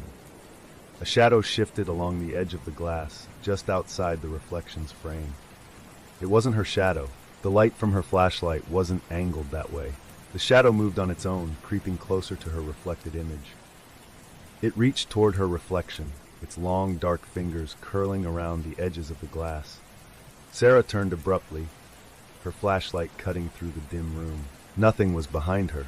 The floor was empty, the walls bare. Her chest heaved as she tried to slow her breathing. When she turned back to the mirror, the shadow was gone, but her reflection was closer, pressing its hands against the glass as if it wanted to push through. The smile was gone, replaced with an expression of pure malice. Her reflection mouthed words she couldn't hear, but the meaning was clear. Don't leave. The room felt colder, the air seemed heavier. Sarah's legs finally unlocked, and she stumbled backward, not daring to take her eyes off the mirror. Her reflection slammed its palms against the glass, and for a brief moment she thought she heard a faint crack. She spun on her heel and bolted out of the room, her flashlight bouncing wildly as she ran. Behind her, the mirror's surface rippled like water. Something moved within, something that wasn't her reflection. The whispers started again, rising into a low, mocking laughter. Sarah didn't stop until she was back in the hallway, gasping for air. When she finally turned to look, the door to the mirrored room was closed tight. She didn't dare open it again. The laughter faded, leaving only the eerie, suffocating silence of the house. Sarah leaned against the hallway wall, her breath shallow and quick. Her flashlight beam jittered across the warped wallpaper as her shaking hands struggled to keep it steady. She glanced back at the closed door to the mirror room, half expecting it to open again, to unleash whatever had been lurking behind her reflection. But it remained shut. For now. The silence returned, oppressive and almost smothering. She couldn't tell if her ears were ringing from her own panicked breathing, or if the house itself thrummed with a faint, low hum. She took a step forward, toward what she thought was the staircase she'd come up earlier. But the hall seemed different now. The walls were closer together, the air even colder, and the faint smell of mildew was mixed with something sharper, something like rusted iron. She tightened her grip on her flashlight and moved forward, one hesitant step at a time. It was then that she heard it. A faint scratching noise, so soft at first she thought she might be imagining it. But as she stood still, holding her breath, the sound grew louder. It was coming from ahead, down the hall, from one of the closed doors. The scratching was irregular, sometimes frantic, sometimes slow and deliberate. It wasn't a single source, either. It was as if multiple sets of nails were dragging themselves across wood. Sarah shivered, her pulse thudding in her ears. "Hello?" she called out, her voice trembling. The scratching stopped. The silence that followed was worse, heavier. She didn't know if she wanted the noise to start again just so she could place it, or if she was desperate for it to vanish entirely. She stood frozen, staring down the hall. And then, just as she thought the house might let her leave without incident, the door at the end of the hallway creaked open. Her flashlight flickered as she pointed it toward the sound. The door wasn't fully open, just cracked enough to reveal the edge of a darkened room. She took a step back, every instinct screaming at her to turn and run. But her feet wouldn't move. Her curiosity, morbid and unrelenting, urged her forward. What was making that sound? What could possibly be scratching at the door? Her pulse thundered as she took one slow step, then another, toward the end of the hall. The door swung wider, revealing more darkness. The scratching resumed, louder now, more erratic. Sarah clenched her teeth. Every nerve in her body screamed that this was wrong, that she needed to turn back. But she reached out anyway, her fingers brushing the edge of the door. She gave it a gentle push, and it creaked inward. Her flashlight revealed a bedroom. The walls were lined with faded floral wallpaper, curling at the edges. The bed frame was wooden and splintered, the mattress long gone. A wardrobe stood against one wall, its door hanging open, but it was the floor that drew her attention. Deep, jagged grooves scored the wood in long, chaotic patterns. They were fresh. The edges of the scratches were sharp, as if made moments before. Sarah's mouth went dry. "Who's there?" she whispered, her voice barely audible. The scratching stopped again. The stillness returned, pressing down on her chest. She scanned the room, moving her flashlight slowly. For a moment there was nothing, just the empty furniture, the gouged floor, and the damp chill. And then, in the far corner, she saw it. Something crouched there, its back to her, barely illuminated by the unsteady light. It was small, its frame hunched and unnatural. Its hands, or what should have been hands, were clawed, digging into the floorboards. The creature froze as her light passed over it. Slowly, impossibly slowly, it began to turn its head. Sarah couldn't breathe. She couldn't move. The thing's face came into view, pale and grotesque, with hollow sockets where eyes should have been. A mouth stretched too wide, filled with teeth that looked more like splintered bone. It grinned. A low, guttural sound emerged from its throat, a rasping, rattling noise that made Sarah's knees weaken. She stumbled back, her flashlight dropping to her side. The creature started to move, crawling toward her with a jerking, uneven motion. Its claws scratched at the floor again, the sound piercing and horrible. Sarah turned and ran. She didn't look back. The sound of scratching followed her down the hallway, growing louder, more frantic. The house seemed to shift around her, the walls leaning in, the ceiling pressing down. She stumbled down the staircase, nearly falling, her flashlight bouncing wildly. The scratching was in her ears, in her skull. It was everywhere, and then suddenly it stopped. She found herself in the front hall again, standing at the base of the stairs. The door was still shut, the silence thick as ever. Her chest heaved as she gasped for air, her mind racing. For a moment, she wondered if she'd imagined it all, if the house was playing tricks on her. She took one step toward the front door, and her heart stopped. It was open. The heavy oak door she'd been certain was locked now stood ajar, a sliver of moonlight spilling inside. But as she moved closer, she realized the scratching hadn't stopped after all. It was just quieter now, softer. It was coming from the other side of the door. Something was waiting for her outside. Sarah froze at the threshold of the nursery. It was the first door she came across after the scratching had stopped, a narrow wooden thing that felt more oppressive than a simple door should. Her flashlight trembled in her grip as she slowly nudged it open. The hinges gave a quiet, plaintive creak, as if the room itself were sighing in resignation. The air inside was colder than the rest of the house, and it carried a faint, musty sweetness, like long-forgotten perfume. As the door swung wider, her flashlight beam illuminated the faded remnants of what had once been a child's room. The wallpaper, which must have been bright and cheerful decades ago, now hung in curling strips, its lambs and clouds cracked and ghostly. A tiny bed sat in the corner, its once bright coverlet now gray with age and dust. A dollhouse rested on a low table, its front panel hanging askew, revealing furniture and miniature figures toppled as if they'd been abandoned mid-game. In the far corner, a rocking horse stood still, its paint faded and its mane long gone. Its eyes, black beads that glinted faintly in the light, seemed to follow Sarah as she stepped inside. The floor creaked under her weight, and she stopped just a few steps in, feeling a prickling sensation run up the back of her neck. The air grew heavier with each breath, her skin crawling as though something unseen was studying her every move. She tried to focus on the ordinary, the cracked mobile hanging over the crib, the scattered blocks on the floor, the dust motes swirling in her flashlight's beam. It had all the markings of a place meant to nurture, to comfort, but everything felt wrong. The lambs on the wallpaper looked more like twisted figures the longer she stared, their painted eyes now sharp and predatory. The rocking horse seemed to lean slightly toward her. Then the sound came, a faint giggle, soft and sharp, like the tinkling of a broken wind-up music box. Sarah spun around, her flashlight darting wildly across the room. It seemed to come from the toy box in the corner, its lid slightly ajar. She hesitated, every nerve screaming at her to run, but she couldn't look away. The giggle came again, a little louder this time, sending an icy chill down her spine. "Who's there?" she whispered, her voice barely audible over the roaring of her heartbeat in her ears. The room gave no answer, no words, at least. But the rocking horse began to sway.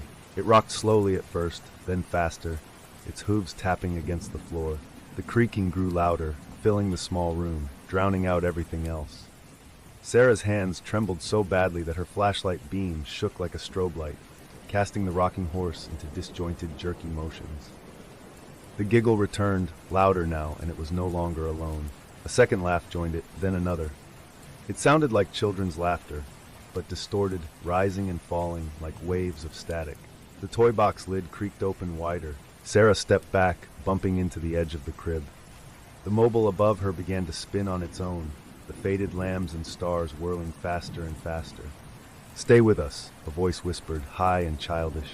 Sarah gasped, her breath catching in her throat.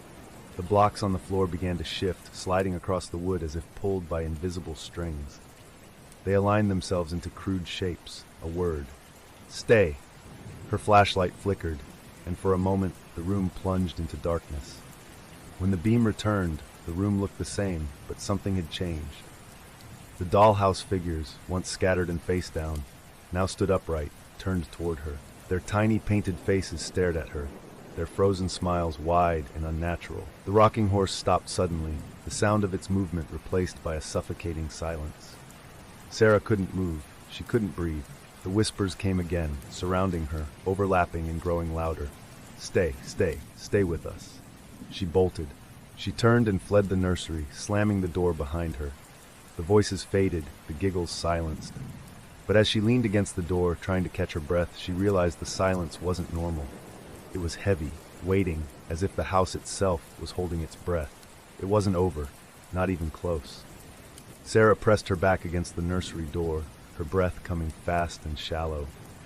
The corridor in front of her was still dark, still oppressively silent, but it offered the tiniest glimmer of relief after what she'd just experienced. Her flashlight wavered in her unsteady grip, casting nervous beams across the warped walls and peeling wallpaper. She pushed herself off the door, trying to quiet her mind, and stepped cautiously forward. If she could just find her way back to the front door, if she could make it out of this suffocating labyrinth, everything would be okay. She repeated that in her head like a mantra. Her footsteps seemed to echo, though the house had a way of making sounds travel strangely. The door at the far end of the hallway caught her eye. It wasn't like the others. This one was slightly ajar, showing a sliver of a dimly lit room. The light seemed unnatural, faintly bluish, and it pulsed gently as though the air inside was alive. Sarah hesitated. Every rational thought told her not to go near that door, not after what she'd just experienced. But curiosity, combined with the strange magnetic pull of the light, tugged her forward. As she got closer, she saw the faint outline of lettering carved into the door's frame. The words were faded, scratched deeply into the wood, and mostly illegible. All Sarah could make out was a single word, mine. Her hand trembled as she reached for the door. She told herself she just wanted to look inside, to see what was casting that strange light. Nothing more, just one quick glance, and then she'd turn back. The moment she touched the door, it creaked open. The air in the room was icy, colder even than the nursery, and she saw her breath puff out in short clouds. She stepped inside, her flashlight beam barely making an impression against the dark corners of the room. The source of the light was a small lamp on a desk at the far end, flickering weakly. The desk itself was covered in papers, dozens of them, yellowed and curling at the edges. The walls were lined with shelves that sagged under the weight of rotting books. The smell of mildew and old paper hit her immediately, mixed with something metallic. She stepped closer to the desk, scanning the pages. They were covered in writing, but not the kind she could read. It looked like a child's scribbles, swirling, looping lines and jagged scratches. Some of the symbols repeated over and over, burned into the paper so deeply that they left holes. She reached out, her fingers brushing one of the pages. The paper felt unnaturally rough, almost sharp, as though the symbols themselves were raised. The moment she touched it, she felt a chill travel through her body. She snatched her hand back. She glanced around the room again, her flashlight catching on something just beside the desk. It was a large, heavy ledger bound in thick, cracked leather. A faint memory stirred in her mind. She had seen something like this in old photographs. Bellamy family records, maybe? She hesitated before pulling it closer. The cover was blank, but when she opened it, she saw names listed down the pages. Most were names she didn't recognize, followed by dates she didn't care to decipher. But as she flipped further, the names grew more familiar. People from the village, names she had heard whispered in passing. And then she froze, her breath catching in her throat. Her own name was there. Sarah Walker, written in the same jagged, almost childlike scrawl that covered the loose papers. Beside her name was today's date. Her fingers ran over the ink, her heart pounding in her chest. It was impossible. No one knew she was here. No one knew she'd come to Bellamy Manor. As she stared at the page, the flickering lamp dimmed further, and the room seemed to draw inward. The shelves looked closer than they had been moments ago. A shadow moved across the far wall, just at the edge of her vision. She swung her flashlight toward it, but there was nothing there. The air felt thicker, harder to breathe. She closed the ledger, her hands shaking. Behind her, the door slammed shut. The sound was deafening, reverberating through the room like a gunshot. She spun around, the flashlight jerking in her hand. The door was closed tight, the handle unmoving when she tried it. Her chest heaved and her flashlight flickered again. She turned back toward the desk, hoping for some clue, some explanation, but the room had changed. The papers were gone, the books on the shelves now just faint outlines in the dark. The lamp was out entirely, and the only light came from her flashlight's fading beam. A sound broke the silence, a long, deep breath coming from the far corner of the room. She turned the light toward it, her hands trembling. There was nothing at first, just a mass of shadow. Then the shadows shifted, and a shape emerged, a figure crouching low, its head tilted unnaturally to the side. Its eyes glinted faintly, reflecting the weak beam of her flashlight. It didn't move, but its breathing grew louder, ragged and guttural. Sarah backed away, her hand fumbling at the door. It wouldn't budge. The figure rose slowly, its movements jerky, like a puppet pulled by unseen strings. It was tall, too tall, and its limbs seemed to stretch longer with every second. The breath came again, raspy and wet. Sarah banged on the door, her voice cracking as she shouted for help. The figure stepped closer, its movements slow and deliberate, its hollow eyes locked onto her. She screamed as the room plunged into darkness. Sarah's scream echoed through the blackness, swallowed up by the oppressive silence that followed. Her flashlight was dead now, no comforting beam to cut through the pitch dark. She fumbled with it, slapping the casing and twisting the handle, but nothing worked.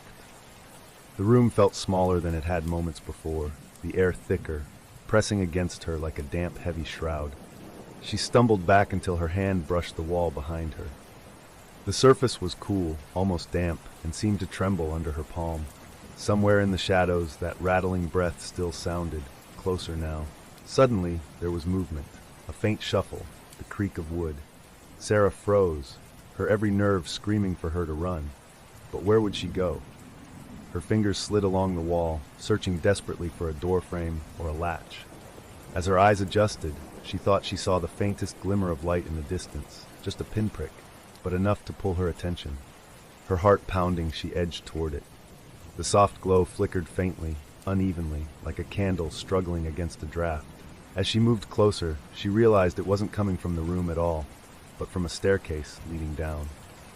The cellar. She swallowed hard, her throat dry, and stopped at the top of the steps. The light seemed to beckon her, growing brighter as if inviting her down into the depths. The air grew colder, carrying a scent that made her stomach churn, earthy, wet, and metallic, like rusted iron and decaying wood. She didn't want to go. Every instinct told her to stay where she was, to find another way out. But there was no other way. The walls behind her seemed to close in, and the oppressive silence was now punctuated by that faint scratching sound again. Her options were to face whatever was upstairs, or descend into the unknown. With shaking hands, she gripped the railing, its wooden surface splintered and damp. The first step groaned under her weight, the sound unnaturally loud in the stillness. She winced, waiting for something, anything, to respond. When nothing did, she took another step, then another. Each creak seemed to echo, as if the house were announcing her descent. The light grew brighter with every step, though the stairs themselves seemed to stretch endlessly downward. It didn't make sense. She should have reached the cellar floor by now.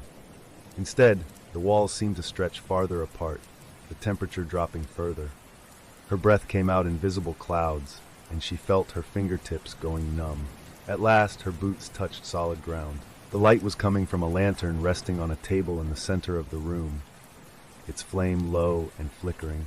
The cellar was vast, far larger than the house above. The ceiling arched high, the beams sagging under the weight of time. Rows of shelves lined the walls, their contents hidden under layers of dust and cobwebs. Old crates and barrels sat haphazardly around the room, their lids broken or missing, revealing dark, empty interiors. She stepped toward the lantern, drawn to its faint, golden glow. When she reached the table, she hesitated. Beside the lantern lay a collection of objects, a pair of shears, rusted and stained, a small, cracked mirror, and a book bound in what looked like aged leather. The book's cover was blank, the material worn smooth in places. It radiated a faint, unpleasant warmth, as if it were alive. Sarah reached out, her fingers hovering just above the surface. She knew she shouldn't touch it. She knew nothing good could come from opening that book. But her hand lowered slowly, as though something unseen were pulling it down. The moment her fingers brushed the cover, the lantern flame flickered violently, almost extinguishing. She gasped and jerked her hand away, but it was too late. The air in the cellar shifted, the chill deepening to an icy bite. The scratching sound began again, louder, closer. It was coming from the walls this time, or no, from the crates, from everywhere. It surrounded her, filling the space with a grating, relentless noise. The lantern went out. Sarah spun around, her heart racing as she clutched at the table. She couldn't see a thing. The scratching grew louder, more frantic. She stumbled back toward the staircase, her hands stretched out in front of her. But where the stairs should have been, there was nothing. Just empty air. She turned back toward the table, the objects now completely invisible in the blackness. A new sound joined the scratching, the faintest whisper, low and guttural. It was speaking words she couldn't understand, but the tone was unmistakable, angry, commanding. Sarah's knees buckled, and she dropped to the ground, covering her ears. The whispering grew louder, surrounding her, echoing through the cavernous cellar. She felt the floor shift beneath her palms, as if something was crawling just beneath the surface. And then all at once it stopped. The scratching, the whispers, everything fell silent. Sarah stayed where she was, frozen in place. The air was so still it felt heavy. She dared not move, her heart hammering so loudly she thought it might echo off the walls. In the silence, a faint breath brushed past her ear, cold and rasping. She screamed and scrambled to her feet, her hands groping through the blackness until they found the staircase. The steps creaked and groaned as she bolted upward. She didn't stop until she reached the top, bursting back into the hallway. The door at the top slammed shut behind her, but she didn't look back. She ran blindly down the corridor, not knowing where she was going, only that she had to get as far from the cellar as possible. The sound of her own frantic breathing filled her ears, drowning out the silence of the house as she plunged deeper into its shadowed halls. Sarah stumbled forward, desperate to put as much distance as possible between herself and the cellar door. The hallway seemed to twist and lengthen as she ran, the floorboards uneven underfoot. She gripped her dead flashlight in one hand, holding it like a talisman, and fought the urge to look behind her. She wasn't sure what she'd see, but she was certain she didn't want to know. The silence had returned, an awful, suffocating stillness that made her ears strain for any hint of noise. Her heart hammered as she tried to orient herself. The layout of the house made no sense. What should have been the main corridor leading back toward the entrance now stretched endlessly. Doors lined the walls, each shut tight, some padlocked, others barely hanging on their hinges. The air was thick, damp, and metallic, and she had the feeling she was being funneled somewhere. She paused for a moment to catch her breath. The hall stretched on both sides, indistinguishable, its ends disappearing into darkness. Ahead, one door stood ajar, faint light spilling through the crack. Her breath caught. She knew she shouldn't go inside, but it was the only visible landmark, the only sign of anything that wasn't endless corridor. With nowhere else to turn, she approached it. The room beyond the door was circular and far larger than it should have been. It reminded her of an old stone chapel, though the walls were bare and stained with dark streaks. Symbols were etched into the floor in a chaotic, sprawling pattern, their lines jagged and uneven. Sarah's stomach churned as she stepped into the room. The faint light came from a series of candles arranged in a ring around the edge of the space.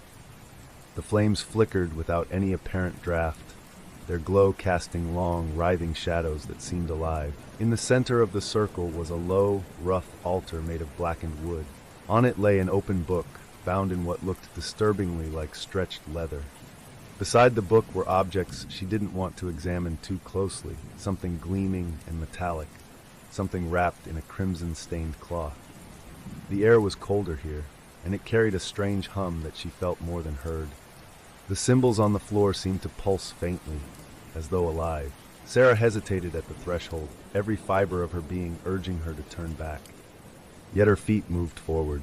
She tried to resist, but her body felt distant, like a puppet being dragged toward the altar. Her legs trembled as she crossed the threshold into the circle of candles. The air was heavy here, pressing down on her shoulders, and the humming grew louder with every step. When she reached the altar, she couldn't help but glance at the open book. Its pages were filled with the same jagged, looping symbols she'd seen on the papers in the study. Only now, they seemed to shift and writhe on the page. She tried to tear her gaze away, but her eyes refused to look elsewhere. Words began to form, written in crimson, appearing letter by letter, as if an invisible hand was carving them into the parchment. "You are chosen, Sarah. You must complete the rite." Her breath hitched. "No," she whispered, shaking her head. "No, I didn't choose this." The candles flared brighter, their flames turning an unnatural green. The hum turned into a deep, resonant vibration that seemed to come from the stones beneath her feet. The symbols on the floor pulsed faster, brighter, and she felt an awful pull, like hands grabbing at her chest, her arms, her very being. "Leave me alone," she pleaded, backing away from the altar. But she couldn't step outside the circle. The invisible force holding her there was too strong. The symbols flared one last time, then faded to nothing. The candles snuffed out simultaneously, plunging the room into darkness. In the silence, she heard a faint voice. It wasn't a whisper. It was clear, low, and resonant. "It is too late." A violent wind surged through the room, pushing Sarah to her knees. The floor beneath her shifted, and she felt the unmistakable sensation of something moving just below the surface. Something vast, something alive. She clawed at the floor, desperate to get away, but there was no escape. The voice came again, louder this time, echoing in her mind. "The rite has begun."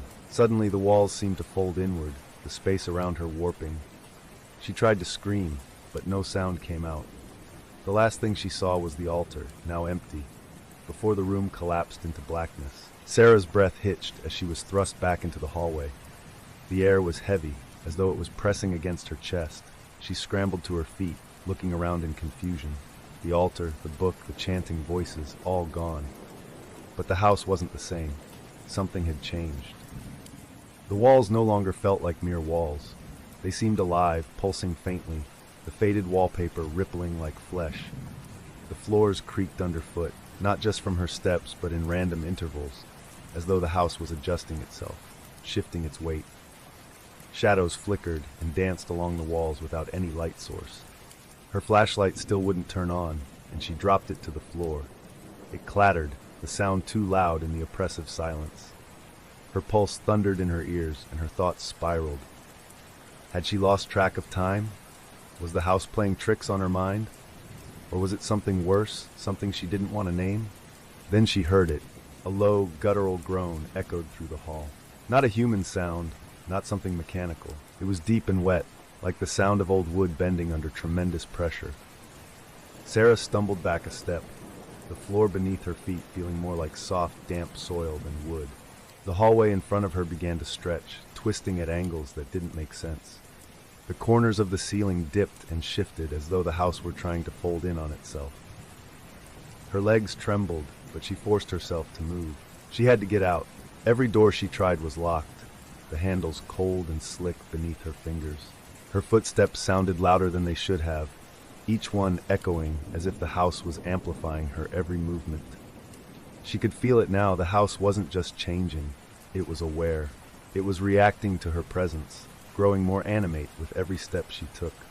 The air was thick and damp, heavy with the smell of rot and earth.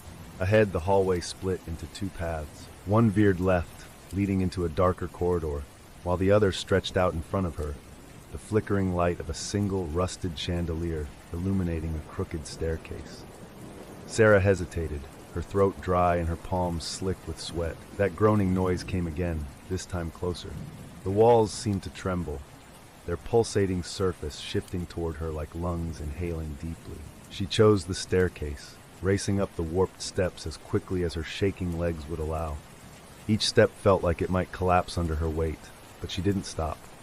The groaning grew louder behind her, and now there were other sounds, scratching, tapping, whispers just on the edge of hearing. She reached the landing, only to find another corridor stretching out before her, its end disappearing into darkness. Her body felt heavy. Her muscles screamed at her to stop, to rest, but she knew she couldn't. Not with that sound behind her. Not with the house growing more alive by the second. The floor beneath her trembled, and she could swear she felt something shift under the surface, as if there were things crawling just beneath the floorboards. She ran, every instinct urging her forward, and then she saw it, a door. Different from the others, this one was wide open, revealing a room bathed in faint, cold light. The flickering glow was unnatural, almost bluish. Sarah paused, gasping for breath, as her eyes adjusted. The room inside was vast, far larger than it could have been, given the size of the house. Its ceiling arched impossibly high, supported by warped beams that twisted like tree roots. The floor was bare stone, covered in faint markings that glowed faintly as she stepped inside. The groaning stopped, the walls ceased their trembling, and the heavy air seemed to lighten slightly. Sarah stood frozen in the center of the room, turning in slow circles. The markings on the floor were the same jagged symbols she'd seen before, but here they seemed to form a larger, more intricate pattern. At the far end of the room, a shape emerged from the shadows. At first, she thought it was another piece of warped furniture or an oddly shaped column, but as the light shifted, it became clear. It wasn't furniture. It was something that didn't belong in this world, an amorphous, writhing form that seemed to pulse with a life of its own. It had no clear shape, no eyes, no mouth, but it moved as though it were watching her. The glowing symbols flared brighter as it shifted, sliding forward with an unsettling fluidity. Sarah's body locked up, her feet refusing to obey as the thing came closer. The air grew colder again, and the whispers returned, louder now, overlapping in a cacophony that made her ears ring. "Run," the voice in her mind said, but she couldn't. She was rooted to the spot, staring at the impossible shape as it loomed over her. It paused, as if studying her, the glowing lines on the floor pulsing in rhythm with its movements. Sarah's breathing was shallow, her vision narrowing as the thing reached out, not with arms, but with the suggestion of limbs, curling shadows that stretched toward her.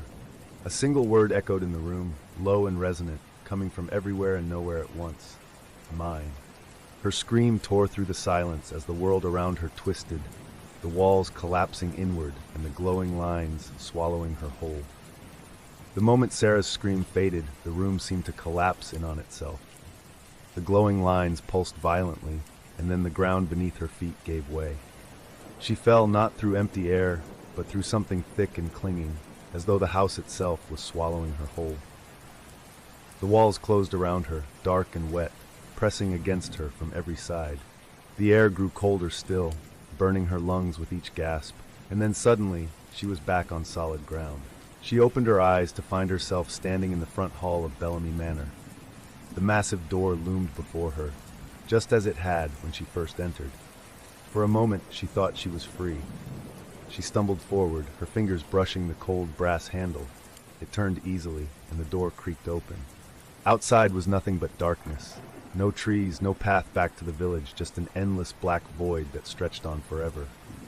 The faint silhouette of the house's front gate floated impossibly far away, unreachable. Sarah stepped back, her breath hitching. She turned around, hoping to find another exit, but the hall behind her had changed. The walls were closer now, the space more like a tunnel than a room. The wallpaper, once just faded and peeling, now writhed as if alive. Shadows crawled across the surfaces, though no light remained. She tried to remember how she had come in, which doors she had passed, but everything was different. Doors led to nowhere, hallways looped back on themselves. The house had become a maze with no logic, no pattern. Her footsteps echoed as she moved, the sound no longer matching the rhythm of her steps. Each time she turned a corner, the whispers returned, quiet at first, but growing louder with every step. They called her name now, clearly, insistently. "Sarah, Sarah, stay with us." She broke into a run, but no matter how far or fast she went, the hallways stretched endlessly ahead of her. The house was alive. It wasn't just shifting or creaking, it was breathing, watching, waiting. Sarah tried every door she passed, but they were either locked, bricked over, or simply led her back to where she started. Her mind raced, desperate for a way out. She dropped the flashlight, useless in the complete dark. The only light came from the walls themselves now, faint and pulsing, as if the house's very veins carried a dim, flickering glow. As she ran, she heard it again, the low, guttural groan. The house was waking up. The whispers turned to laughter, mocking and cruel. Shadows moved ahead of her, closing off passages she thought she'd already come down. The very floor beneath her feet rippled and shifted, forcing her down new corridors that seemed to appear from nowhere. She was being funneled again, drawn towards something waiting for her. She reached a final door, different from the rest. It was old, ancient, its surface etched with the same jagged symbols she'd seen in the ritual room. It swung open without a sound, revealing a cavernous space beyond. The room was empty except for a single object in the center, a large mirror. Sarah froze in the doorway, her chest heaving, her breath visible in the frigid air. She recognized the mirror. It was the same one she had seen before, but now it was flawless, its glass smooth and clear, reflecting her perfectly. But as she took a step closer, her reflection didn't move. The Sarah in the mirror stood still, staring back with wide eyes. The longer she looked, the more she realized it wasn't just standing still. It was watching her, studying her. Its expression was wrong. The mouth was too tight, the eyes too hollow. Sarah backed away, but her reflection didn't retreat. It stepped closer to the surface of the mirror, its hands pressing against the glass as if it wanted to push through. "No," Sarah whispered. "This isn't real."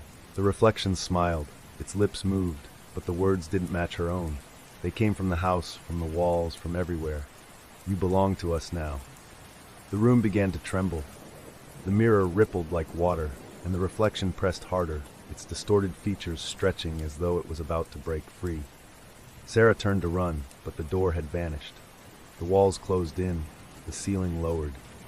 She screamed again, her voice lost in the cacophony of laughter and whispers. The last thing she saw was her reflection stepping through the glass, its arms outstretched. The house exhaled one final heavy breath, and the darkness swallowed her whole.